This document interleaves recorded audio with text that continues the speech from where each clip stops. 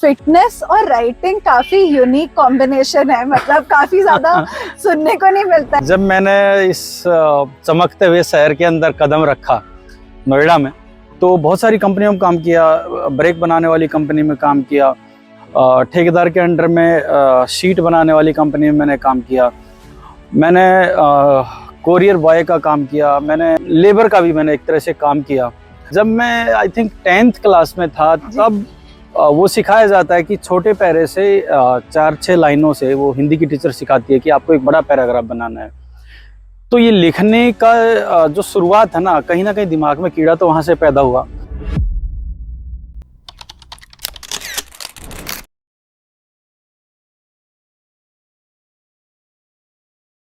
आज हम एक ऐसी कहानी के बारे में बात करेंगे जो संघर्ष के रास्तों से गुजरी है, जो बहुत प्रेरणादायक है और जिस कहानी में बहुत सारे ट्विस्ट एंड टर्न्स हैं, ठीक उसी तरह जैसे एक किताब में होते हैं। आज हमारे देसी पॉडकास्ट में हमारे साथ हैं भूपेंद्र सिंह, जो कि मिठास के पब्लिश्ड ऑथर हैं, और इस पॉडकास्ट में हम थोड़ा उनकी जीवनी के बारे में जानेंगे और उनकी किताब वो 12 घंटे, उसके बारे में उनसे बातचीत करेंगे। तो सबसे पहले वेलकम सर हमारे पॉडकास्ट में। थैंक यू देवांशी जी, और आपकी दर्शकों को भी बहुत बहुत धन्यवाद कि आप इतने अच्छे शो इन लोगों के बीच में लेकर जाते हैं। बिल्कुल। तो सर बताइए आपकी जर्नी के बारे में। आप पॉडकास्ट शुरू होने से पहले एक इंटरेस्टिंग इंसाइट बता रहे थे कि आज हम जहाँ पे शूट कर रहे हैं वहीं से आपकी जर्नी शुरू हुई, तो थोड़ा सा सबको बताइए आप अपनी जर्नी के बारे में। जब मैंने इस चमकते हुए शहर के अंदर कदम रखा नोएडा में, तो ये दीवारें बहुत स्टेडियम की दीवारें बहुत छोटी होती थी, तो इनके ऊपर ये जाल लगा होता था। ये जाल अब हाइट में हो गया है, तो वहां से कूद करके मैं यहाँ आया था। और सामने एक पेड़ होता था, शायद वो अब कट चुका है वो पेड़, ये बिल्डिंग बनाने के चक्कर में। तो मैं उसके आगे नीचे आकर बैठा था और मैं सोच रहा था कि अब मैं यहाँ तो आ गया हूँ इतने बड़े शहर में, कि अब जिंदगी में इससे आगे मैं कहाँ जाऊँ, मुझे क्या करना है।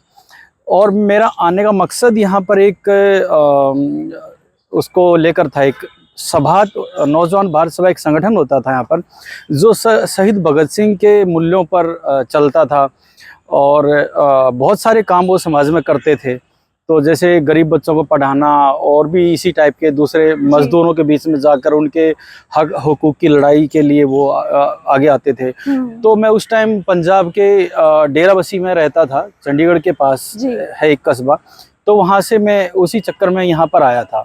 लेकिन वो चीज़ें तो मैनेज होकर आगे नहीं बढ़ पाई, वो टूट बिखर गया संगठन है। कहीं छोटा मोटा अगर वो काम करते हो तो अब मुझे नहीं है पता। तो मैं उनसे जुड़ा, उसके बाद फिर मैं धीरे धीरे करके मैंने कंपनियों में काम शुरू किया। तो बहुत सारी कंपनियों में काम किया, ब्रेक बनाने वाली कंपनी में काम किया, ठेकेदार के अंडर में शीट बनाने वाली कंपनी में मैंने काम किया, मैंने कोरियर बॉय का काम किया, मैंने क्या बोलते हैं एक लेबर का भी मैंने एक तरह से काम किया। तो इसी तरह से बहुत सारे काम करते हुए तो एक दिन मुझे पता चला कि यहीं स्टेडियम के एक कोने में एक सर हैं सेंसाई कमल थापा जी, तो उनके अंडर में जाकर मैंने कराटे सीखना शुरू किया। हाँ, तो कराटे सीखने के बाद फिर मेरे रास्ते बदलते चले गए जी। और एक समय ऐसा आया कि मेरे जो स्टूडेंट हैं बच्चे, वो नेशनल इंटरनेशनल में अपना मेडल लेकर आए। और एक लड़की ऐसी है कि जिसका नाम अंजना है, और वो बहुत ही स्ट्रॉन्ग फाइटर है, छोटी सी बच्ची है।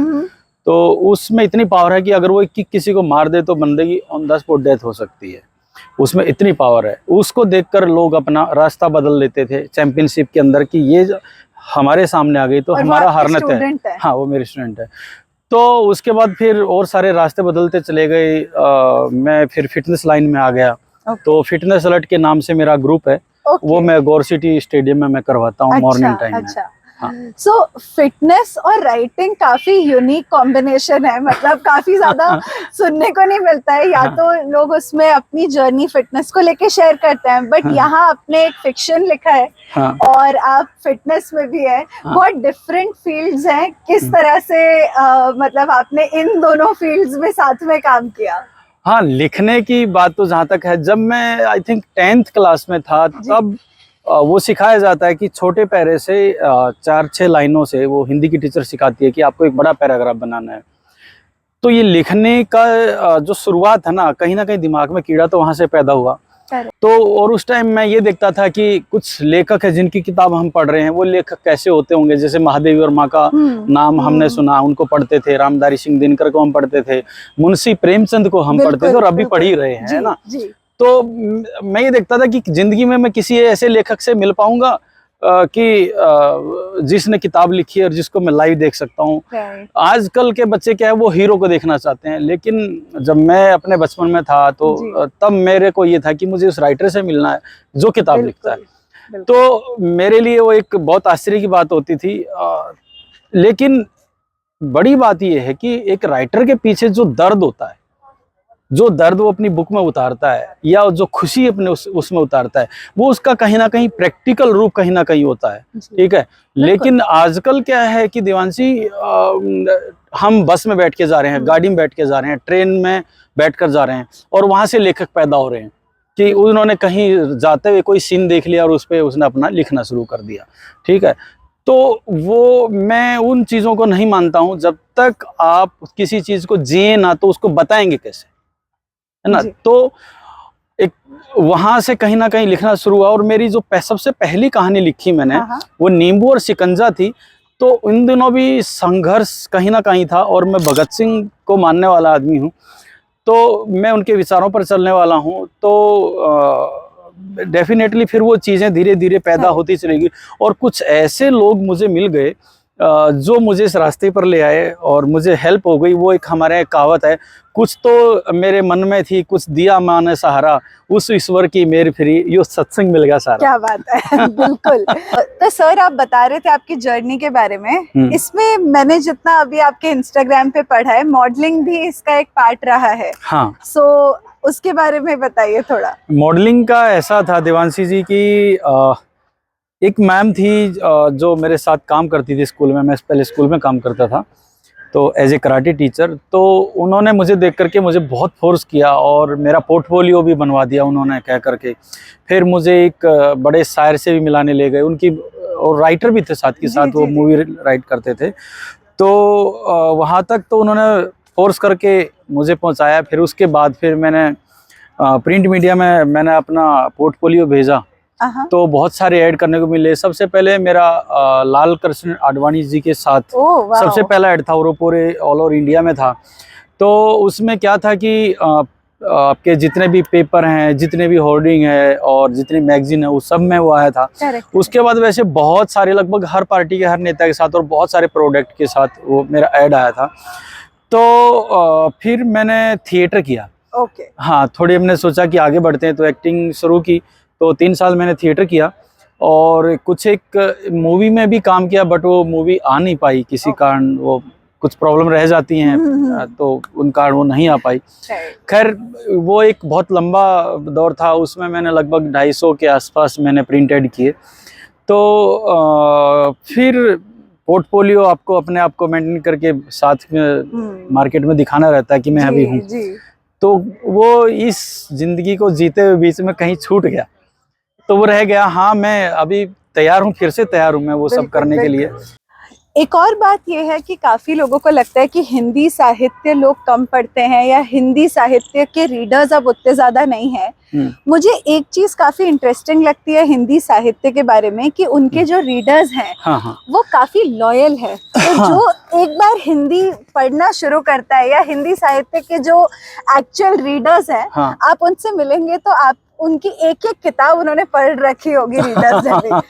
तो मुझे लगता है कि हिंदी साहित्य की जो रीडरशिप है वो बहुत लॉयल है। आपको क्या लगता है? आप पढ़ते भी हैं, लिखते भी हैं हिंदी में, तो आपको क्या लगता है? देखिए, हिंदी असल में सबसे अच्छी भाषा हिंदी है। बिल्कुल। मतलब मुझे नहीं लगता इससे कोई अच्छी भाषा होगी हिंदी से अच्छी। और वैसे तो अपने अपने जगह पर सबको अपनी भाषाएं अच्छी लगती हैं। हम किसी दूसरी भाषा को गलत नहीं बता रहे हैं, क्योंकि हिंदी में क्या है ना कि हर एक तबके का आदमी उसको समझ लेता है। वो देश के किसी भी कोने का आदमी है, वो हिंदी को समझ लेता है। और हिंदी की जो आत्मा है ना, वो हम उतने आत्मीयत भाव से समझा सकते हैं जी। और समझ सकते हैं। करेक्ट, ठीक है ना। तो ईमानदार होना तो लाजमी है, बिल्कुल, क्योंकि उसमें हर एक पॉइंट जो जाता है वो आपके दिल से दिमाग से होकर जाता है। बिल्कुल, अगर वही चीज मैं इंग्लिश में लिखूं तो मैं नहीं कहता कि मैं कुछ उसमें अच्छा कर पाऊं, राइट। है ना। वही है ना कि हर लैंग्वेज का अपना एक अलग कहीं ना मजा। कहीं एसेंस और मजा है। मजा। तो वो बात बिल्कुल है। हाँ और सर अभी हम क्योंकि इतनी ग्रीनरी के बीच में भी बैठे हैं, हाँ। तो आप इंस्टाग्राम पे एक चैलेंज करते हैं which is green Bharat challenge. Green Bharat challenge. तो उसके बारे में भी कुछ बताइए। देखिए, ऐसा है दिवांशी कि हमारा जो पर्यावरण है उसको बचाने की हम सबकी जिम्मेदारी है, केवल सरकार की जिम्मेदारी नहीं है। सरकार आपको गाइडलाइन दे सकती है कि ऐसा हो गया है, ऐसा होने वाला है, आपको ऐसा करना चाहिए, है ना। अब ये समझना हमारी जिम्मेदारी है कि हम उसको समझें या ना समझें। अगर हम कोई सही बात को मान लेते हैं तो हमें फायदा होता है, हम किसी सही बात को नहीं मानते हैं तो हमें नुकसान होता है। लेकिन यहाँ उल्टा है, हम गलती हमारी ही होती है और हम फेस सरकार का देखते हैं कि सरकार कुछ करेगी। सरकार आपको गाइडलाइन दे सकती है, ठीक है ना। जब हम धरती पे पैदा होने से लेकर हमारे और मरने तक हम धरती से कुछ ना कुछ इस अर्थ से लेकर जाते हैं, ठीक है। पैदा होते हैं तो 10 दिन बाद हवन होता है तो उसमें भी लकड़ियां जलाते हैं, और मरते हैं तो भी लकड़ियां साथ में लेकर जाते हैं, ठीक है। उसके बीच तो हम कितना सारा प्रकृति के साथ, मैं अगर थोड़े खराब शब्द में बोलूं तो कांड करते हैं, अत्याचार हम पृथ्वी के साथ कर रहे हैं, ठीक है। तो हम पृथ्वी को क्या देकर जाएं। सबसे अच्छी चीज, किसी की 2 लाइनें हैं, तपती धरती करे पुकार, पेड़ ही है मेरे उपहार। तो सबसे अच्छा तोहफा धरती को ये पेड़ हैं। जहाँ पेड़ हैं वही धरती का स्वर्ग है, ठीक है। अगर पेड़ ही नहीं है तो बंजर में कौन जाकर बैठना चाहेगा। जहाँ पेड़ पौधे हरियाली नहीं तो वहाँ कौन जाकर बैठना चाहेगा। तो हम इनको काटते जा रहे हैं, काटते जा रहे हैं, काटते जा रहे हैं, लेकिन लगा नहीं रहे। अभी वातावरण इतना ज्यादा गर्म है, आप आज की ही गर्मी देख लो। आज का दिन सबसे हॉट है, अभी तक का सबसे हॉट। 45-44 डिग्रीज में आज हम एक्चुअली शूट कर रहे हैं, बट क्योंकि हम इतनी ग्रीनरी में है, हाँ, तो शायद इतना हमें वो हीट नहीं पता पड़ रही जितनी शायद बाहर होगी, है ना। तो हमें अपनी सुख सुविधाओं में हम ये भूल गए हैं कि हमें जो यहाँ से पृथ्वी से, धरती से, अर्थ से जो ले रहे हैं हमें उसको लौटाना भी चाहिए, ठीक है। कितने प्रकार के क्या बोलते हैं वो भूकंप आ जाते हैं, तरह तरह नाम से लेकर के, कितने तूफान आते हैं, कितने आप समुद्र में वो ज्वार भाटा आ जाते हैं। तो कहीं ना कहीं बैलेंस नहीं है, हम उसको अनबैलेंस किए बैठे हैं। हमें बैलेंस करना पड़ेगा, हमें खूब सारे पेड़ लगाने पड़ेंगे। ऑक्सीजन की कमी हो रही है, सुख सुविधाओं में हम हर सबसे पहले एसी की तरफ जाते हैं। थोड़ी सी गर्मी लगती है, एसी में बैठ जाते हैं, गाड़ी में बैठते हैं, गाड़ी चलाते हैं तो पोल्यूशन, तो तेल जलता है, धुआं उठता है तो पोल्यूशन होता ही होता है। लेकिन साथ में हीटिंग भी हम दे रहे हैं एसी चला करके। तो हम वायुमंडल को खराब कर रहे हैं, बचा नहीं रहे हैं। हम हर दिन हर पल खराब कर रहे हैं, ठीक है। तो ऐसे ही मेरे दिमाग में एक आइडिया है कि मेरे पास थोड़ा समय होता है और मैं एक पेड़ रोज लगा सकता हूं, तो मैंने ये चैलेंज ले लिया। और इंस्टाग्राम, सोशल मीडिया पर डालने का मेरा मकसद ये है कि दूसरे लोग भी इस चीज़ को जानें, वो समझें और वो जागरूक हों और वो साथ आएँ। वो चलो मेरे साथ नहीं आए तो अपने इंडिविजुअली ही कुछ कर लें, कुछ पेड़ लगा दें अपने जीवन में, कम से कम एक पेड़ लगा दें। बिल्कुल, बहुत ही अच्छा और नेक विचार है। एंड बात करते हैं आपकी किताब की, तो सबसे पहले तो आप सबको ये दिखाएं। दोस्तों, ये मेरी जो बुक है, दूसरी बुक है और ये पब्लिश हो चुकी है। तो ये दिवांशी जी हैं, ये पब्लिशर हैं, मिठास सर्विस इनका पब्लिकेशन है। और मैं इनको तहे दिल से धन्यवाद देना चाहता हूं कि इन्होंने मेरी इस बुक को छापा। मेरी इस बुक में मेहनत है लगभग 23 सालों की। 2001 में मैंने इसकी पहली कहानी लिखी थी, नींबू और शिकंजा, और अब 2023 में मैंने इसकी कहानी लिखी है, कैफ का रिक्शा और चार्ली। तो वो मेरी लास्ट कहानी है और इसके बाद और भी कहानी है। और मैं दिवांशी जी से रिक्वेस्ट करूंगा कि मेरे कुछ व्यंग भी वो छापें। बिल्कुल। और कुछ उपन्यास भी हैं छोटे छोटे, तो वो भी आए जी। ये कहानी, जितनी इसमें कहानियां हैं, ये आपकी अपनी कहानियां हैं। ये मेरी कलम की कहानी नहीं है, या जो मैंने देखा या कहीं ना कहीं महसूस किया होगा। ये मेरी वो कहानियाँ नहीं है, ये आपकी अपनी कहानियाँ हैं। आप इनको पढ़ेंगे तो आप अपने को ही इनसे जुड़ा हुआ महसूस करेंगे। तो मैं ये चाहता हूँ कि आप इसको अमेज़न और फ्लिपकार्ट पे आपको मिल जाएगी, तो वहाँ से बिल्कुल। परचेज़ कर लें। आपको मैं लिंक डिस्क्रिप्शन में मैं डाल दूँगा, और मेरी रिक्वेस्ट है कि इस किताब को ज़रूर पढ़ें। आपको ज़िंदगी में बहुत कुछ सिखा कर जाएगी ये किताब। आपको ज़िंदगी के नए-नए आयाम, नए-नए जीने के तरीके बताएगी ये किताब। आपकी ये जो किताब है इसमें कवर काफी इंटरेस्टिंग है, क्योंकि ये जो कवर है अगर आप इसे ध्यान से देखेंगे तो इसमें सर खुद ही है। तो आप इसके बारे में क्या बताना चाहेंगे? ये कवर कैसे आपने फाइनलाइज किया? ओह! ये कवर कहीं ना कहीं क्योंकि आपकी लाइफ से काफी प्रभावित थॉट्स है, कहीं उस रीजन से तो वो क्लॉक और आपका मर्ज नहीं किया आपने? देखिए, ऐसा है देवांशी जी, मैंने पहले आपको याद हो तो एक भेजा था, जी इसका जी बुक जी, कवर मैंने भेजा था। बिल्कुल। तो उसमें कहीं न कहीं कुछ दूसरी दिक्कतें थी, टेक्निकल करेक्ट फॉल्ट थे, तो करेक्ट वो करेक्ट। हम कर नहीं सकते थे। हाँ हाँ। कहीं न कहीं कोई इश्यू था, कॉपीराइट का इश्यू आ सकता था। तो मेरे पास कोई ऐसा पिक नहीं बन पा रही थी जिसको मैं इस 12 घंटे नाम के साथ मैं जी उसको जोड़ जी, सकता हूँ। Correct correct. ठीक है? तो ये जो कहानी है 12 घंटे, ये मतलब आपकी ज़िंदगी के रोंगटे खड़े कर देने वाली कहानी है। ठीक है? तो जो एक ये फ़ोटो मुझे मिल गया था, तो मैंने जी, सोचा कि ये फ़ोटो और टाइम के साथ ये फ़ोटो मैं अगर आधा फेस करके लगाता बिल्कुल। हूँ, हाँ। फुल फेस लगाता हूँ, तो ये मतलब भंड हो जाएगा। मैं देसी भाषा में बोलूँ तो एकदम भंड हो जाएगा। अगर मैं इसका आधा फ़ोटो लगाता हूँ, जी, जी। तो ये एकदम से मैच कर जाएगा। करेक्ट। तो इस तरह नहीं, से बिल्कुल मैंने काफ़ी इसको अच्छा कवर हमारे उसमें आया है। एंड आप लोग भी बताइएगा आपको कवर कैसा लगा कमेंट करके। आप लोग भी बताइएगा अगर आप इस बुक के बारे में और कुछ जानना चाहते हैं, एंड जैसे कि सर ने कहा लिंक्स जो हैं वो हमारे डिस्क्रिप्शन में भी आपको मिलेंगी, तो आप ज़रूर खरीदिए और पढ़िए ताकि आप अपने रिव्यूज़ हम तक के, सर तक के शेयर कर पाए। और सर एनी लास्ट वर्ड्स आप कुछ कहना चाहेंगे ऑडियंस को? कुछ भी? मैं ऑडियंस को यही कहना चाहूँगा कि आप जीवन में एक पेड़ ज़रूर लगाइए। और ख़ास बात ये है कि ये बुक हमने छापी है, तो पेड़ तो कटा है, पर हाँ, मैं आज 44 पेड़ लगा चुका हूँ। तो मुझे उतनी तकलीफ नहीं है ये बुक छपने में, ये छपने के लिए जो पेपर लगा, जो पेड़ कटा। हाँ, मैं अभी और पेड़ लगाऊंगा और लगाता रहूँगा। तो मेरी रिक्वेस्ट है कि आप पेड़ लगाएं। आप भी पढ़ते हैं, आपने 12-14 क्लास स्कूल में गए हैं, कॉलेज में गए हैं, तो आपके अपने लिए भी बहुत सारे पेड़ कटे हैं, और अभी भी कहीं ना कहीं कागज़ का आप प्रयोग करते हैं, तो भी पेड़ कट रहा है। तो मेरी रिक्वेस्ट है कि पेड़ लगाइए, जितने ज़्यादा लगा सकते हैं वो लगाइए, और कम से कम लगा सकते हैं तो एक पेड़ ज़रूर लगाइए। और रही इस किताब की बात, तो ये बुक आपको ज़िंदगी में सच में कुछ सिखाएगी।